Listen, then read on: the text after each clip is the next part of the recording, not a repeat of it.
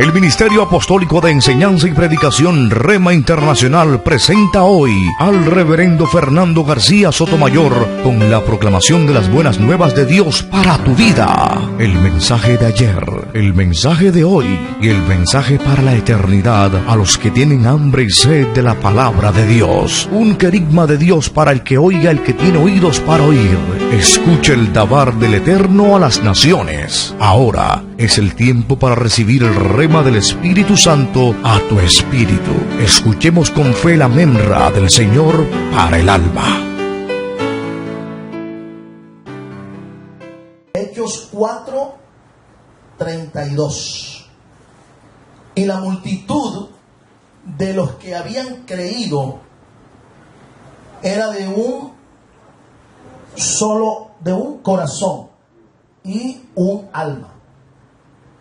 Y ninguno decía ser suyo propio nada de lo que poseía, sino que tenían todas las cosas en común. Y con gran poder los apóstoles daban testimonio de la resurrección del Señor Jesús. Y abundante gracia era sobre todos ellos. Así que no había entre ellos ningún necesitado, porque todos los que poseían heredades o casas las vendían y traían el precio de lo vendido y lo ponían a los pies de los apóstoles. Y se repartía a cada uno según su necesidad. Amén. Dios nos bendiga por esta palabra. Acompáñenme a orar. Padre, gracias por tu palabra. Señor, háblanos en esta tarde. Queremos escuchar tu voz. Hemos tributado a ti, Señor, nuestras alabanzas, nuestros sacrificios espirituales. Ahora queremos escuchar tu voz, hablar a nuestros corazones. Háblanos. Dile al Señor que te hable. Ministra, Señor, a mi corazón. Enséñanos por tu Espíritu Santo. Te lo rogamos, Señor, porque tú eres nuestro divino Maestro. En el nombre de Cristo Jesús. El pueblo del Señor dice amén. Puede tomar su lugar, amado hermano. El título de esta disertación, una vez creo que lo he compartido entre los pastores, pero el Señor me ha puesto que ministre esta palabra. Lo básico y necesario. Lo básico y necesario. Desde que la iglesia del Señor Jesucristo comenzó a desarrollarse, siempre hubo preocupación por suplir las necesidades del pueblo. La iglesia es judeocristiana, así que esta costumbre la hereda del judaísmo. ¿Cuál costumbre? La de preocuparse por los necesitados, por los pobres, por las viudas, las personas desamparadas. Los primeros cristianos vinieron del judaísmo. Así que su liderazgo, sus mentores, fueron gente que adoptó mucho del modelo de gobierno y de doctrina del judaísmo y lo estableció en la nueva asamblea, la nueva iglesia.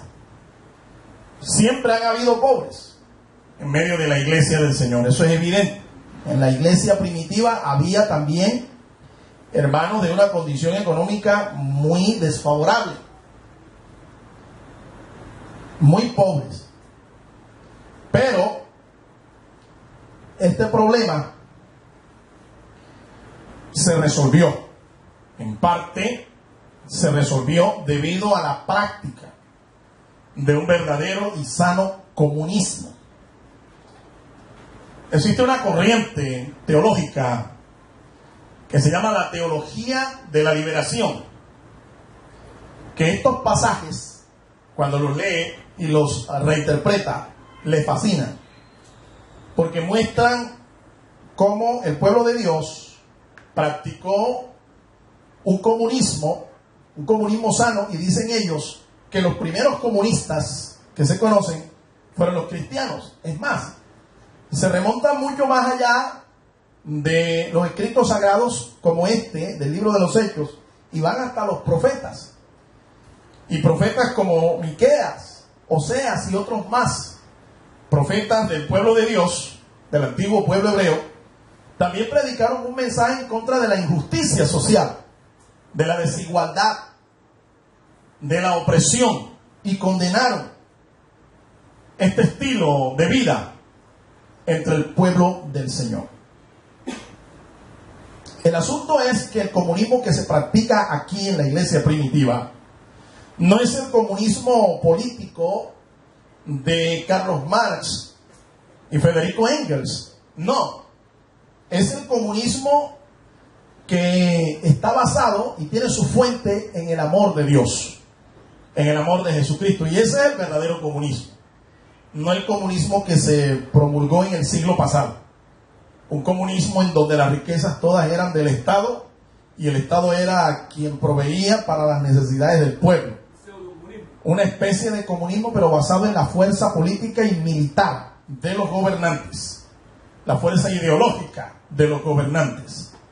No es el verdadero comunismo, como el pastor José dice, es un pseudo comunismo. El verdadero comunismo se practicó en la iglesia primitiva. Nosotros lo podemos ver, no había pobre. Este modelo funcionó por un tiempo, ¿sí?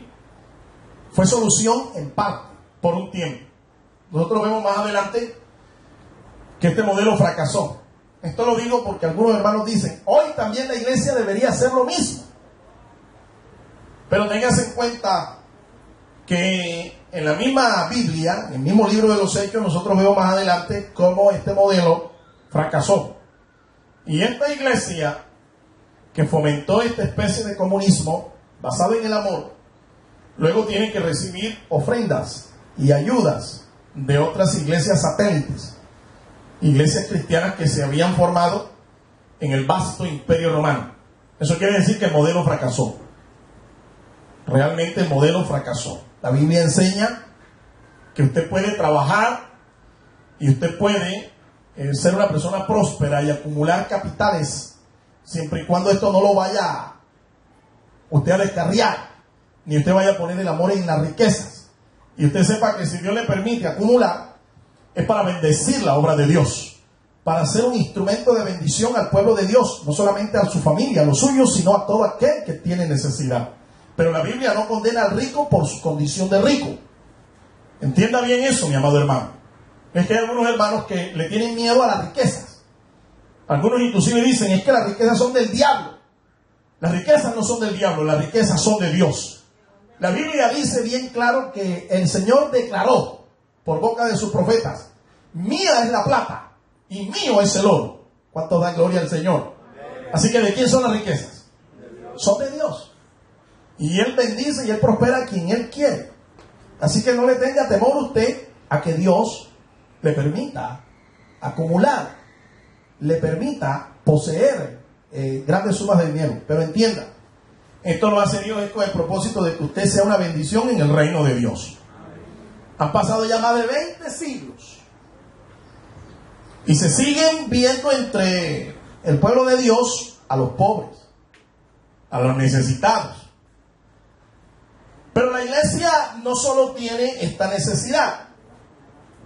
Algunos hermanos, algunos pastores están dubitando en la decisión de hacer la obra de Dios, no solo a nivel espiritual, sino a nivel social, esperando que venga el padrino, esperando que venga el político, esperando que venga el misionero, qué sé yo, del exterior, de afuera, del norte o de Europa, de donde sea, para hacer la obra social. Sin embargo, lo que yo puedo ver es lo siguiente: la obra social se puede hacer en medio de la iglesia del Señor con los recursos que nosotros tenemos. Y vamos de menos a más. vamos haciendo la obra de menos a más. Primero pequeños proyectos y después grandes proyectos. Primero una visión pequeña. Luego, en la medida en que se va trabajando, la visión se va haciendo mayor. El alcance se va haciendo mayor. Algunos están esperando los recursos para hacer la obra de Dios y para hacer la obra social. Pero realmente lo que tú necesitas para hacer la obra de Dios no son recursos materiales, no es dinero, no es plata. Algunos dicen, ojalá yo pudiera tener con qué pagar a 10 obreros que levanten congregaciones nuevas, sostenerles por un tiempo un salario, pagarles el arriendo, comprarles las sillas, el equipo. Pero resulta que cuando Dios llama, entienda esto, y aunque es válido y es bueno que nosotros como mentores pensemos en ayudar a aquellos que quieren hacer la obra de Dios, sobre todo cuando van a empezar, es necesario que usted entienda que aquel que da la visión también da la provisión. Alabado sea el nombre del Señor. Y si Dios llama, Dios provee.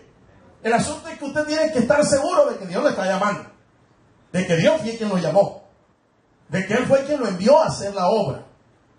Ahora, si usted ve que esto no se da, tiene que replantear ese llamado. Tiene que replantear realmente si Dios en verdad lo llamó o si fue que realmente su mentor, su padre espiritual o ministerial, lo que sucedió fue que se confundió al verlo a usted. Buena estatura, buena voz, buenos talentos, buen perfil, en fin, buenos modales, buena educación, buen color, buen trato, y dijo, este tiene cara de pastor, así es que vamos a nombrarlo pastor. Sí, entienda, la Biblia está llena de casos en los que algunos pensaron que la obra se hacía con dinero, con recursos, y se equivocaron. En el libro de los Reyes, la historia sagrada del pueblo de Israel, la historia sagrada que en la Biblia se consigna, se habla de un tal Micaía que tenía de todo, tenía plata, y con una ofrenda alquiló, pagó, buscó sacerdotes, se hizo de ídolos y montó su propio ministerio, su propio concilio. Solo que Dios no lo mandó a hacer eso. Micaías se equivocó. Así es que, ojo, lo que tú necesitas es solamente tener el respaldo de Dios para hacer la obra. Solo el respaldo de Dios. Cuando Moisés iba a empezar la obra y Moisés comenzó a pensar, estamos hablando de un personaje que recibió una educación de príncipe, la mejor educación de su tiempo, y pensaba como príncipe, pero Dios lo llamó y lo matriculó en su escuela y lo hizo hacer su curso allá en el desierto como pastor. El príncipe pasó a ser pastor. Allá tenía todo lo que un hijo de papi y de mami tiene en su casa, pero allá en el desierto no, allá tenía que labrarse todo, y allá se le apareció el Señor. Y cuando Moisés comenzó a cuestionar al Señor acerca de cómo iba a hacer la obra, el Señor hasta se enojó. Y algo que me llama la atención es que el Señor le dice, ¿y tú qué tienes en tu mano? ¿Qué era lo que tenía Moisés en la mano? Un báculo, un palo, el palo del pastor. Y el Señor le da a entender a Moisés que eso es todo lo que él necesita para hacer su obra. No era el palo, no era el báculo, era el respaldo de Dios. Alabado sea el nombre del Señor. El respaldo de Dios. Ahora, existen otras necesidades que tienen que ser suplidas en la iglesia del Señor. La obra, el ministerio, la iglesia no solo necesita plata. Hay otras cosas que también son importantísimas. Vamos a ver entonces, entre las múltiples necesidades que tiene la iglesia, algunas de ellas. Número uno, en primer lugar, la iglesia, el pueblo de Dios, necesita un mentoreo santo. Un mentoreo santo. Dice el texto que el pueblo, todo el pueblo, no solo los mentores, los apóstoles, daban testimonio. Daban testimonio. Este verbo, testificar, es importante. Es supremamente importante. La iglesia primitiva tuvo éxito evangelizando al mundo conocido, porque daban testimonio. Esto fue importante. Dar testimonio. Esto significa, para dar testimonio, haberse separado del mundo. Usted no puede dar testimonio de Jesucristo, de la fe cristiana, si usted es una persona camuflada aquí en la iglesia o una persona que no se ha separado del mundo. La gente hoy no come tanto de lo que tú sabes o lo que tú hablas, lo que tú predicas o enseñas. La gente se impacta más cuando ve tu testimonio. Cuando ve tu testimonio. Así que un buen testimonio es más poderoso que una predicación. Mucho más poderoso que inclusive hablar lenguas. Ministrar en el Espíritu Santo y con poder. Tú puedes hablar lengua y puedes hacer todas estas cosas, pero si tienes un pésimo testimonio ante la comunidad, de nada vale eso. No va a tener ningún fruto esa forma de vida. Separarse del mundo. Hay muchos creyentes mezclados todavía con el mundo. Muchos ministros mezclados con las cosas del mundo.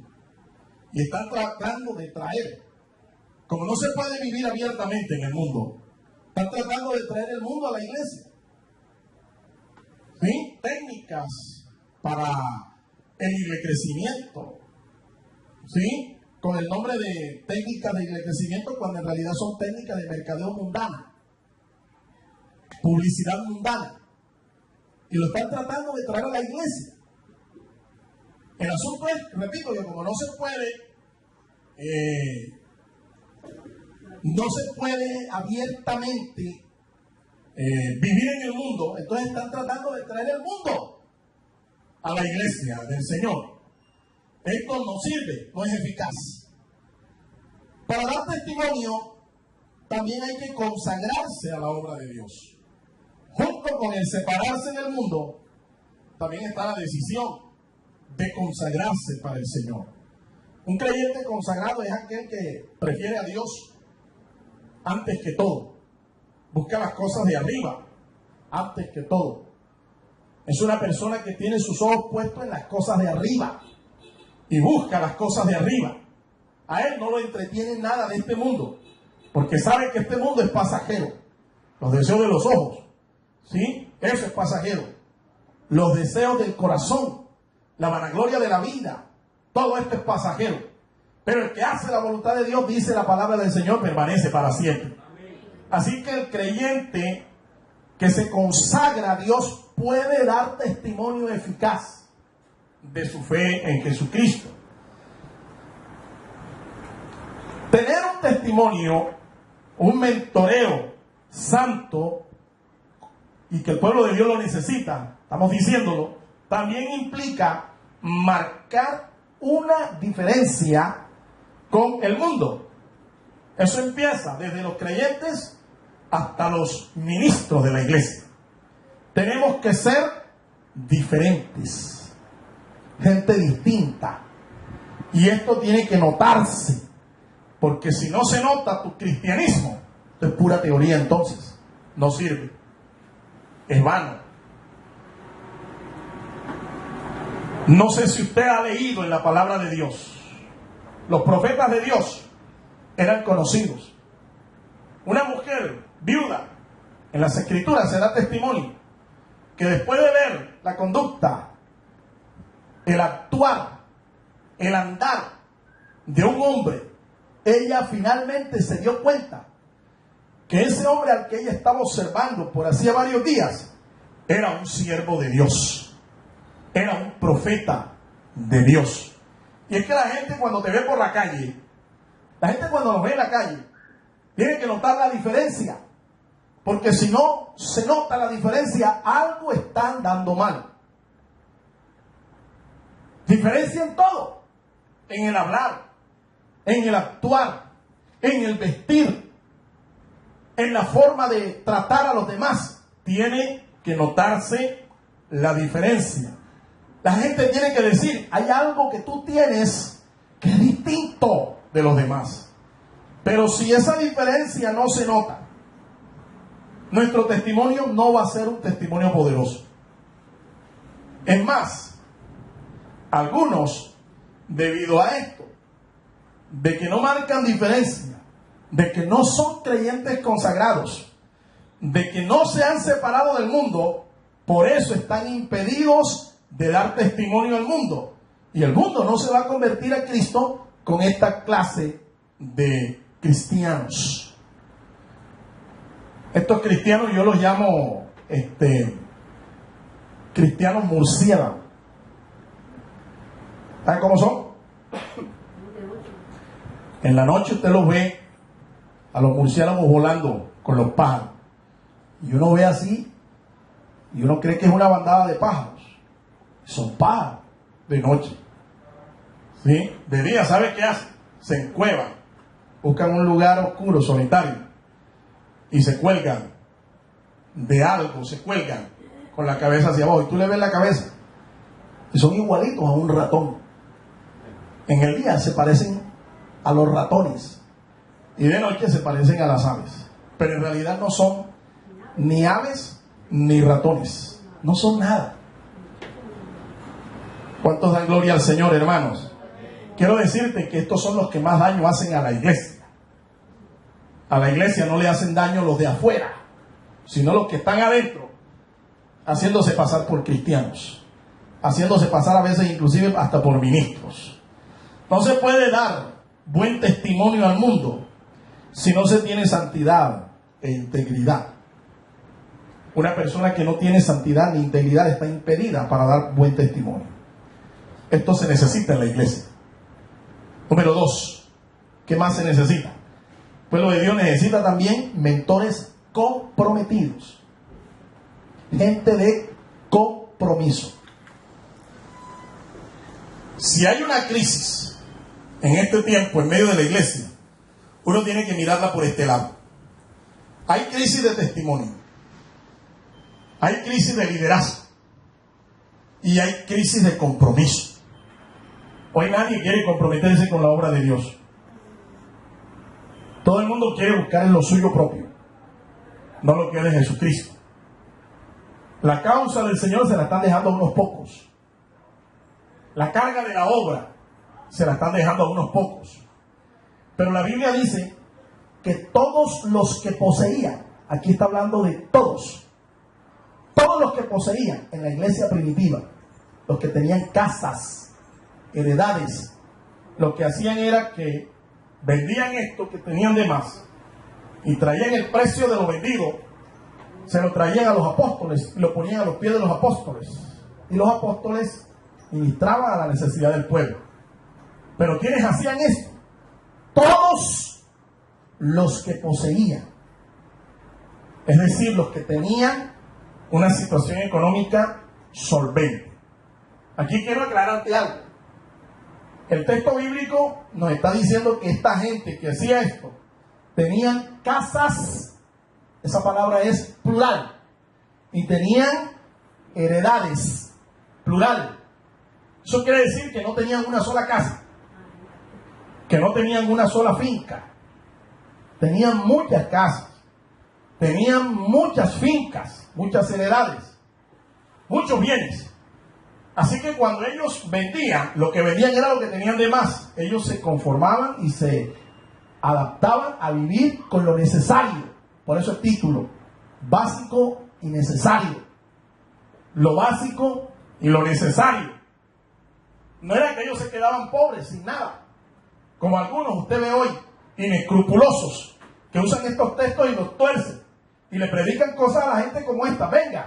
Venga, si usted tiene un anillo, una cadena, venga, pártelo, tráigalo, póngalo a mis pies, porque yo soy un apóstol del Señor. Y usted se queda sin casa, sin carro, sin anillo, sin cadena, sin plata, pelado totalmente, limpio. ¿Estás entendiendo cómo es que es el asunto, hermano? Esta gente está siendo despojada. Estos ministros no te dicen, vamos a buscar en Lucas capítulo 10. No, ellos te dicen, métase la mano al drill y sáquenme allí 10 lucas. Eso es lo que dicen ellos. O sea, el vocabulario que manejan para despojar a la gente. Esto no fue lo que se dio aquí. Esta gente se despojó de las cosas que le sobraban, no de lo necesario.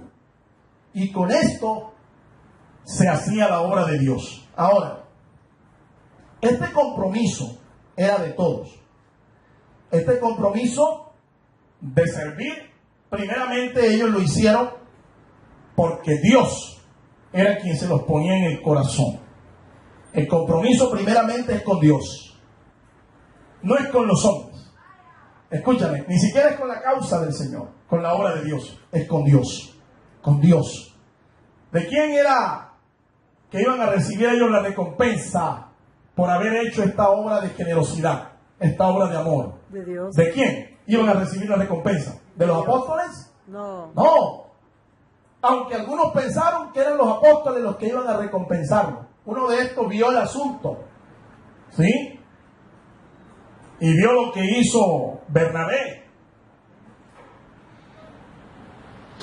Ananías y Zafira. Pensaron que la recompensa era de los hombres.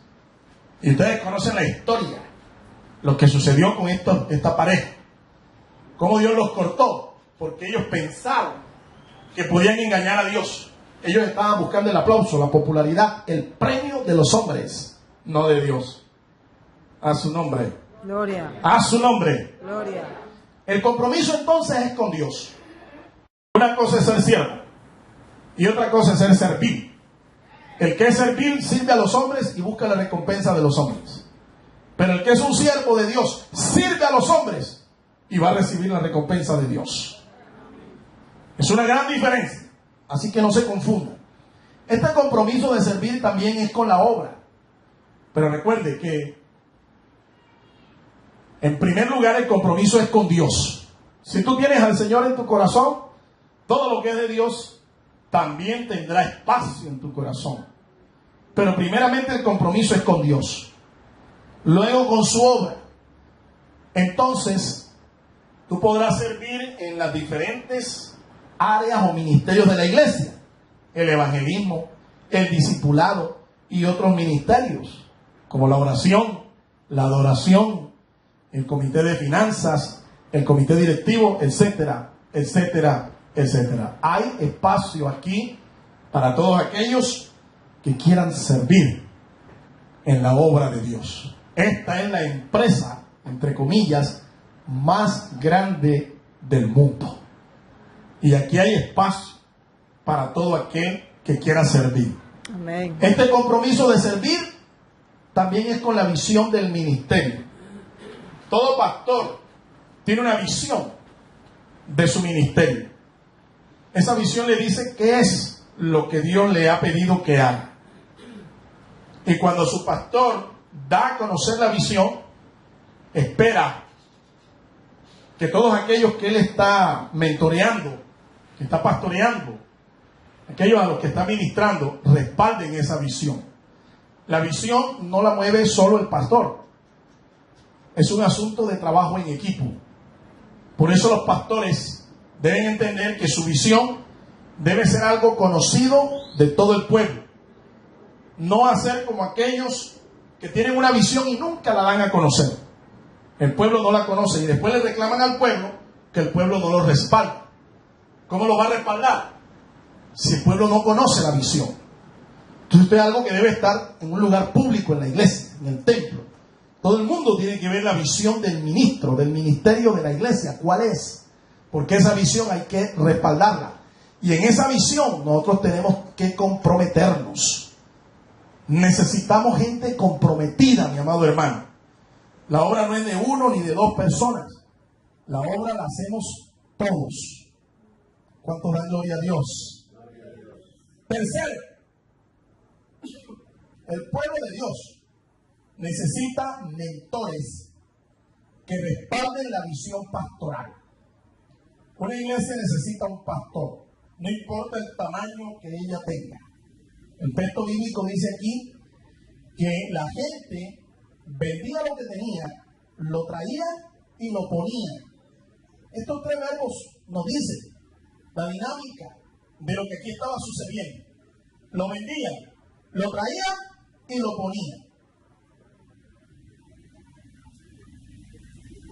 Esto nos habla de respaldo. Los pastores necesitamos gente que nos respalde. La obra de Dios no se hace con la boca o a base de oración y ayuno. Esto es importante. Pero para hacer la obra de Dios se necesita más que eso. La gente necesita comprometerse con todo. Todo quiere decir su vida, sus bienes, sus talentos, su juventud, todo, sus recursos, todo. Ponerlo a disposición del Señor para respaldar la visión del pastor. ¿A qué pastor no le gustaría esto? Díganme, ¿qué pastor no sería feliz teniendo el respaldo de todos y cada uno de los miembros de su congregación? ¿Qué pastor no le gustaría eso? Pero lamentablemente nosotros vemos que no es así. Uno ve, por ejemplo, a veces y revisa los libros de finanzas de la iglesia y se da cuenta que el 100% de la congregación solo son fieles con sus diezmos, con sus ofrendas, el 20%, cuando la cifra es buena, 20%, 20 de cada 100. Y la obra se hace, el 80% de los proyectos de la iglesia se hace con ese 20% de los fieles. Y fíjense, le damos gracias al Señor porque a pesar de esto, la obra del Señor ha conseguido muchas cosas. Hemos conseguido avanzar. Hemos conquistado espacios significativos para el ministerio. Pero yo me pregunto, ¿qué tal que en vez de ser el 20%, fuera el 80% los que estuvieran comprometidos? ¿Qué no haría la obra de Dios? ¿Qué no haría la iglesia? ¿Hasta dónde no llegaría el ministerio? Por eso es importante que se respalde la visión pastoral. Ahora, los mentores que respaldan la visión son aquellos que son formados por sus pastores y maestros en un proceso. Pastor, abre bien los oídos, abre bien los ojos. Hay que ganar al mundo para Cristo, sí, es verdad. Pero, número uno, solo no lo vas a hacer. Dos, tienes que formar un equipo de trabajo. Y esto es prioridad. Esto es primero que cualquier otra cosa. Si tú no formas en un proceso a los que van a ser tus mentores, tu equipo de trabajo, te vas a convertir en el águila solitaria. Es más, no vas a durar los años que debes durar para el ministerio. Es más, te vas a quemar antes de tiempo. Aquí no tienen éxito los de todito, ¿sí? Los pastores que cantan, predican, recogen la ofrenda, contabilizan los diezmos, llevan la tesorería, tienen las llaves del templo. Ellos son los que compran los focos, las sillas, el equipo de sonido, son los que barren y trapean el templo. ¡No! Tienes que formar un equipo de mentores. Mira el ejemplo de nuestro Señor Jesús. ¿Cuántos años duró su ministerio? 3 años y medio aproximadamente, según el registro de los evangelios. 3 años y medio. ¿De cuántos? O mejor, ¿tienen más o menos una idea de a cuántas personas el Señor Jesús se hizo conocer? Cientos. Los evangelios registran miles que conocieron al Señor y fueron ministrados por Él. Pero le pregunto, ¿y de cuánta era la iglesia que tenía el Señor realmente? ¿12? No, un poquito más, vamos a ser un poquito más generosos. Había más. 120 a la final. Esos fueron los que quedaron. Había más de 500 cuando el Señor Jesús resucitó. La gran cantidad de miles que le seguían, cuando Él murió, se perdieron del panorama. Cuando resucita, 120 a la final fueron los que quedaron. 120. Pero entre esos 120, Él había formado ¿a cuántos? 12. Se había invertido en ellos. Y se dedicó primeramente a ellos. Antes que Él fuera un ministro de las multitudes, Él fue un maestro, un mentor para sus 12. ¿Estás captando la idea? Tú necesitas tener cientos, miles para hacer la obra de Dios. Tú necesitas invertirte en un grupo. Y este grupo puede ser 12, 20, qué sé yo. Pero esas son las personas claves para el desarrollo. A esas personas tienes que meterlas a un proceso. Y esas son las que te van a respaldar en la visión. Esos. Porque los que tú no formas, sino que vienen formados de otra parte. Y vienen al ministerio y se agregan a la iglesia, vienen de otras congregaciones. Estas son gente que vienen generalmente viciadas, con vicios y malas costumbres y a veces hasta mala doctrina. Y tienes que reeducarlos, volverlos otra vez a formar para que capten la visión. Es mejor a veces por eso empezar de cero, con gente que no conoce nada de la palabra, nada del Señor, que empezar con gente que viene de otras partes, de otras iglesias, de otros ministerios. Te lo puedo decir por experiencia propia. ¿Cuántos empezaron con nosotros, Pastora Priscila? ¿Cuántos había? ¿Te acuerdas? 18 conté yo. 18 ministros. Llegamos a tener hasta 30. Y empezamos un proceso de formación ministerial. Y algunos, cuando se les empezó a poner la plomada, los hallamos torcidos. Y entonces comenzamos a corregirlos y a tratar de que entraran por la senda correcta. Pero no les gustó. Son gente con 20, 15 años de mala formación doctrinal y ministerial. Y es como dice el refrán: el árbol que nace torcido jamás va a enderezarse. Mira, hermano, y hay que ver el tiempo que se le invirtió a estas personas.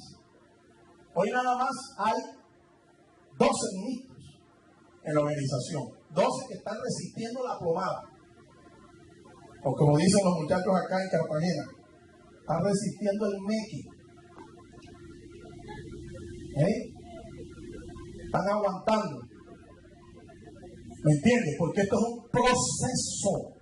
Un proceso. Y el que no se mete en este proceso, tú no vas a contar con esa persona. No sé con lo que te vas a contar y te vas a encontrar más tarde con estas personas. Te van a traer problemas. Bastantes problemas. Los mentores que respaldan la visión pastoral deben tener capacidad de servicio y deben saber también producir. Deben ser gente productiva, con capacidad de servicio. La idea es que no se conviertan en una carga, sino en gente de bendición. Gente que viene a servir, no a que le sirvan. Aquí desarrollamos ese ministerio de la toalla, no el de la corbata. La toalla nos habla de servicio, la corbata nos habla de dignidad, de aplauso, de reconocimiento. Aquí no desarrollamos ese ministerio. Los mentores que respaldan la visión pastoral deben ser solución y no una carga de problemas de todo tipo. Usted no tiene idea y no tiene por qué saber la cantidad de problemas que nos generaron estas personas. Hermano, la cantidad de noches que yo no he dormido, no dormí, llevando la carga de estas personas, de estos ministros, hasta que el Señor lo fue sacando del camino. El Señor lo fue sacando. Yo a muchos, es más, creo que a ninguno eché del ministerio, los eché de la organización, a ninguno. Todos se fueron por su voluntad propia. ¿Cuánto da gloria al Señor, hermanos? Los mentores que respaldan la visión pastoral deben ser organizados para ministerios específicos. Un pastor debe ser una persona similar a lo que es un cazador de talentos, un buscador de talentos de estas organizaciones beisboleras de las grandes ligas. Usted ve que esta gente le pagan para que vaya a buscar en cualquier parte del mundo muchachos que tengan talento, que tengan habilidades para el béisbol, y luego los contratan, o para el fútbol también. Eso hicieron con Lionel Messi, muchachos, eso hicieron con Lionel Messi. Lionel Messi vino un cazador de talentos de Barcelona, España, y desde que era un muchacho se lo llevaron para España, y allá lo formaron, lo educaron, lo hicieron un profesional del deporte, y ellos cosecharon posteriormente todavía sus frutos. Un pastor en la iglesia debe ser lo mismo, una especie de cazador de talentos, estar con los ojos abiertos, los oídos despiertos, a ver quién tiene talento, quién tiene capacidad. ¿Para qué? Para ubicarlo en el lugar correcto. No hay cosa más dolorosa para un creyente, inclusive para un ministro, que está en el lugar equivocado, haciendo lo que no le corresponde hacer. Es labor del ministro, del mentor, el pastor de la iglesia, buscar gente a la cual pueda formar para que esta gente luego lo respalde en la visión. Que se hable una misma cosa, se piense una misma cosa y se haga una misma cosa. Una iglesia, un ministerio no puede caminar con más de una visión. Dos visiones, dos reinos. ¿Me está entendiendo? Hay división. Dos visiones, una división. Y la obra de Dios no la podemos dividir. Amén. Número 4. El pueblo de Dios necesita también ministros íntegros. Integridad. Es una gran palabra en la Biblia. Integridad. Las personas a las que el Señor puso como mentores de la iglesia primitiva fueron los apóstoles. Dice el texto que ellos traían y lo ponían a los pies de los apóstoles. Así que los apóstoles desarrollaban todos los ministerios en la iglesia primitiva. Los apóstoles eran los que ejercían el gobierno, los que presidían en la parte administrativa y también en la parte espiritual. Ellos ejercían como maestros, como pastores, como evangelistas. Los apóstoles. Luego la Biblia nos enseña que ellos fueron formando gente, lo mismo que hizo el Señor. Pablo formó a Timoteo, a Tito y a otros más. Gente que también se sometió a un proceso para servir en la obra de Dios. Gente íntegra. El ministro debe ser un hombre con la capacidad de un anciano. Un anciano es un título espiritual, una dignidad espiritual. Un anciano es una persona respetable. Un anciano es una persona sabia. Un anciano es una persona experimentada. Un anciano no necesariamente debe ser alguien de muchos años. Cuando se habla de anciano espiritual, se está hablando de una persona que tiene madurez espiritual, tiene ganas espirituales. Por eso merece respeto, por eso merece dignidad, reconocimiento, porque es un anciano. El ministro debe tener también un llamado divino y una visión ministerial clara, completamente clara. Y debe estar completamente seguro, tener la certeza de que quien lo llamó fue el Señor y no los hombres. Cuando te llaman los hombres te van a decepcionar. Te vas a sentir al final amargado, frustrado, fracasado, cansado. Pero cuando Dios te llama, el Señor te respalda hasta el final.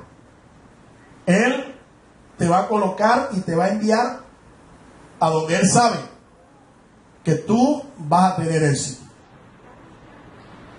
El ministro que es íntegro debe tener también una personalidad sociable. Es una persona pública y debe tener buen tacto con la gente. No debe ser un antisocial.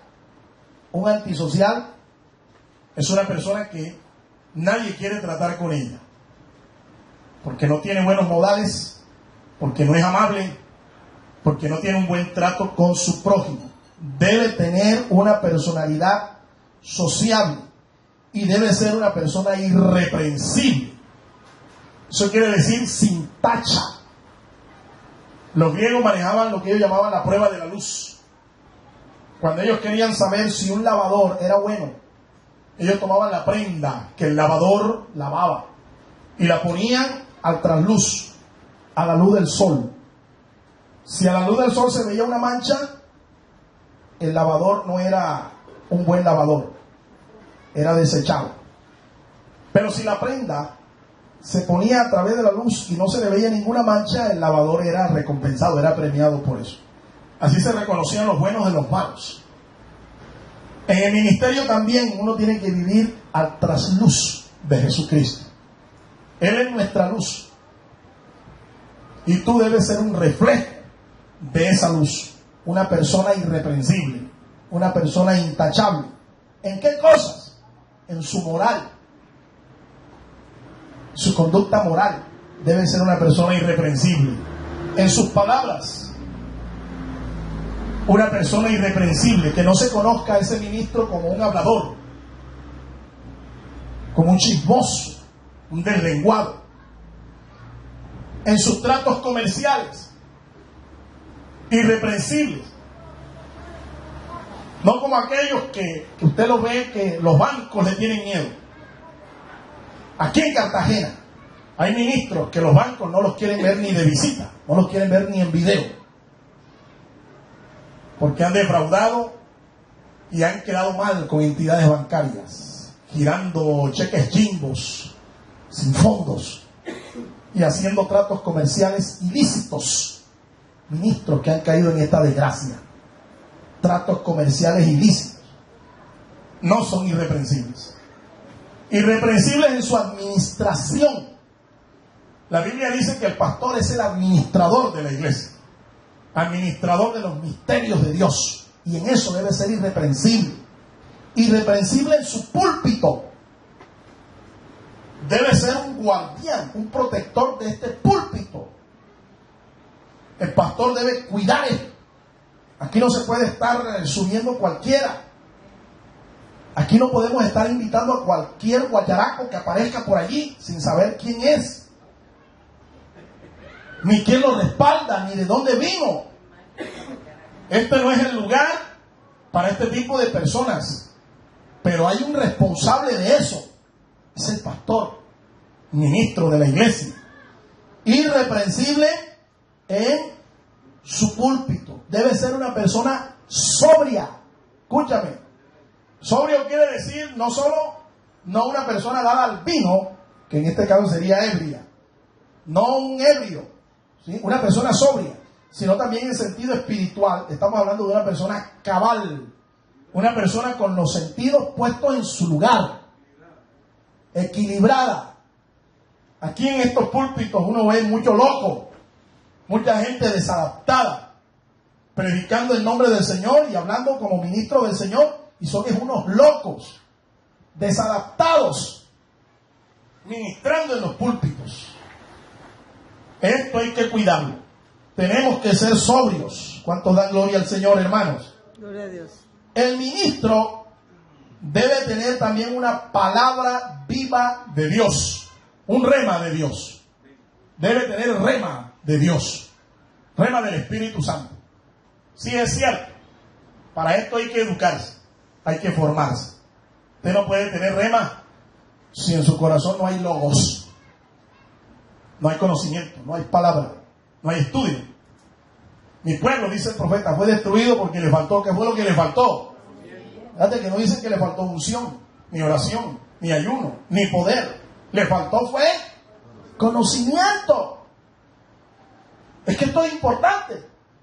Algunos menosprecian esto y dicen, no, yo no tengo necesidad de estudiar en el seminario.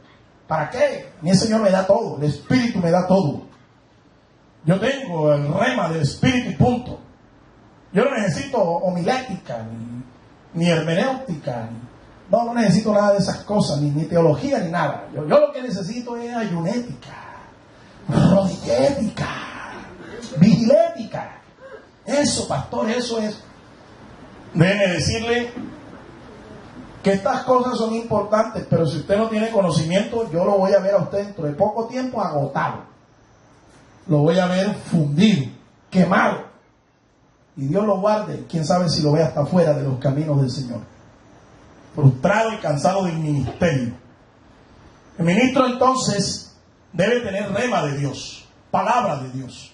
Un ministro que no sepa predicar, que no sepa trazar un mensaje, que no sepa interpretar un texto bíblico, pero después se para acá en el púlpito y que a predicar. Ese no es ministro, es un palabrero. ¿Sí? Ese es un palabrero. Y usted tiene que distinguir a los ministros que tienen rema de Dios, que tienen consejos, que tienen palabra de Dios, de aquellos que son palabreros. La iglesia no necesita palabreros, necesita ministros con el rema de Dios. ¿Están de acuerdo conmigo en eso? Amén. El ministro debe cuidar a su familia. Ojo con esto. Debemos ser primero exitosos en el hogar y luego en los púlpitos de la iglesia. De nada nos sirve ser los haces del púlpito, las estrellas del ministerio, con una familia destrozada, con una familia acabada. Gracias, pastor.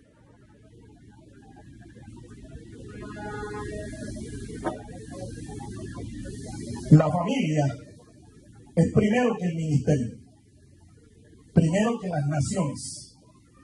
La familia es un invento de Dios y es prioridad. Y es preferible usted ganarse su familia primero que el mundo entero. Mire, cuando no hay metas ni planes concretos en la iglesia, cuando no hay palabra fresca de Dios, cuando no hay integridad en la enseñanza, se está entreteniendo a la iglesia. No se está edificando a la iglesia, se está entreteniendo a la iglesia. Y poco a poco esa iglesia no va a terminar como una iglesia, sino como una casa de muñecos. A la iglesia hay que edificarla. Cuando no se está edificando, ni mucho menos se está pastoreando, la iglesia no va a permanecer. Lo que lleva al pueblo a parecerse al Señor Jesucristo es la predicación de su palabra. La iglesia no necesita payasos acá en el púlpito para entretención, ni tampoco cuentachistes, ni tampoco motivadores. ¿Qué es lo que necesita la iglesia? Ministros con un corazón conforme al del Señor. Eso es lo que necesitamos. Ahora, la verdadera iglesia. Porque hay una falsa iglesia. Hay una pseudo iglesia que sí coloca entre sus ministros a payasos, cuentachistes, motivadores y todas estas cosas. Y a la gente le gusta esto. Pero los que son de Jesucristo saben exactamente lo que es una iglesia y qué es lo que necesita. Número 5. Con esto terminamos. El pueblo de Dios necesita un mover permanente del Espíritu Santo. Amén. Un mover permanente del Espíritu Santo. Dice el texto bíblico. Y con gran poder. Con gran poder. ¿De dónde derivaban ellos ese poder? Del Espíritu Santo. No era el carisma de Pedro, de Juan, de los apóstoles. Era el poder de Dios. Es más, el libro de los Hechos, que es el que da testimonio de la expansión de la iglesia en ese primer siglo, debería llamarse no los Hechos de los Apóstoles, debería llamarse los Hechos del Espíritu Santo, porque el protagonista en cada capítulo es el Espíritu Santo de Dios. Una iglesia sin la unción del Espíritu Santo no es iglesia, es un cementerio evangélico, con nombre de que viven, pero están muertos, porque no tienen la unción del Espíritu Santo. Un ministerio eclesiástico sin la unción del Espíritu Santo es una carga pesada, bien pesada. Algunos inclusive, por falta de esta unción, han convertido el ministerio en un negocio y se han torcido. Un mover del Espíritu Santo lo que va a provocar es un impacto en todas las áreas de la vida de la iglesia. Cuando hay un mover del Espíritu Santo, se mueve el área espiritual.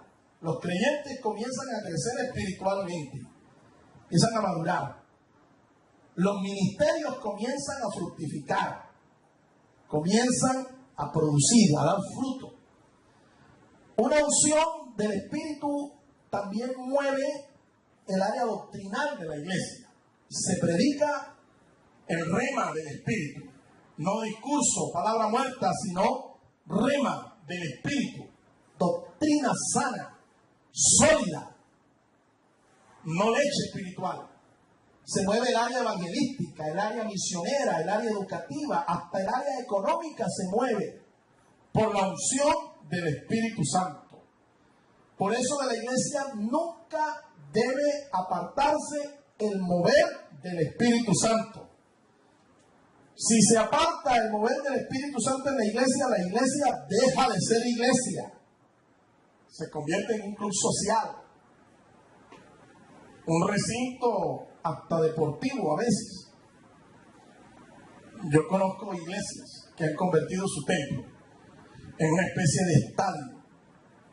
Le han pegado a las paredes del templo papel con fotografías de estadios, de canchas deportivas, de fútbol o de béisbol. Y usted ve a los pastores inclusive con gorrita, no como esta. Explico, esto tiene un sentido espiritual, a los que no lo saben, sino con gorra de los Yankees, ¿sí? O con camisetas del Real Madrid, de la Selección Colombia, y el número 10 en la espalda, James Rodríguez. ¿Lo ves? Y su predicación y su mensaje se convierte en una entretención. Ahora, yo quiero que sepa algo y no quiero ser malinterpretado por ninguno acá. Uno puede aprovechar algunos recursos para ganar almas jóvenes o a ganar almas en general para Cristo, echando mano de estos recursos, pero esto no tiene que ser dentro del templo. La evangelización se hace fuera del templo precisamente para ganar a los del mundo y traerlos al templo de Dios, al altar de Dios. ¿Me están entendiendo cómo es el asunto? Este lugar no es para hacer campañas evangelísticas. Las campañas evangelísticas se hacen al aire libre, afuera, para que el mundo conozca a Cristo.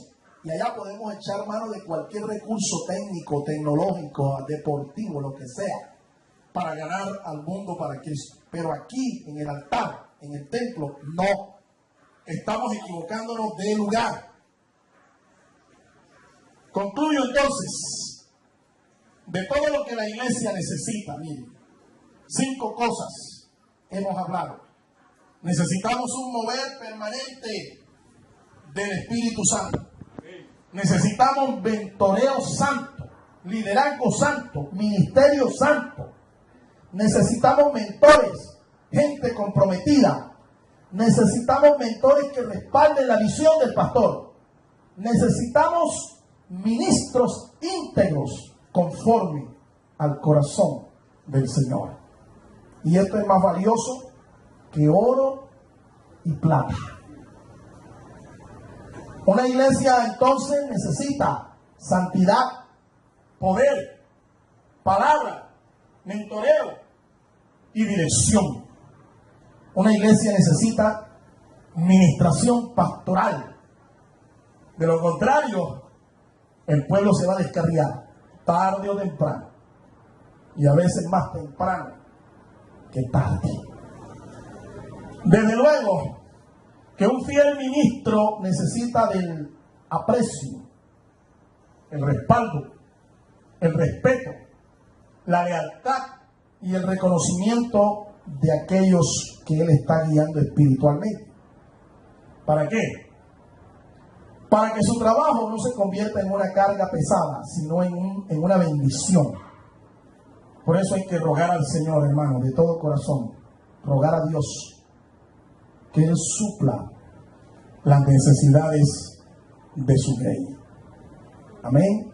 Él es el dueño de la obra y Él está interesado en suplir lo que nosotros necesitamos. Incline su rostro allí. Incline su rostro. Vamos a decirle al Señor en esta tarde que Él tenga misericordia de nosotros y que conforme a nuestras necesidades Él esté ministrando lo que cada uno necesita. Padre, en el nombre de Jesús, hemos predicado tu palabra, Señor, de todas las necesidades que hemos mencionado que tu pueblo requiere, Señor, con urgencia. Una de las que yo más te ruego, Señor, es que tú derrames de tu Espíritu Santo. Derrama de tu Espíritu Santo, Señor, para que por medio de tu Espíritu nosotros podamos hacer una obra eficaz, excelente, con frutos. Señor, mira el corazón de cada uno de mis hermanos aquí presentes. Mira los pastores, los ministros. Mira sus familias, sus ministerios, sus iglesias. Ten misericordia, Señor. Y extiende tu mano. Y suple, Señor, tu favor. Extiende tu favor, Señor. De modo que nosotros podamos decir que tú eres nuestro pastor. Dígalo conmigo. Y que nada me faltará.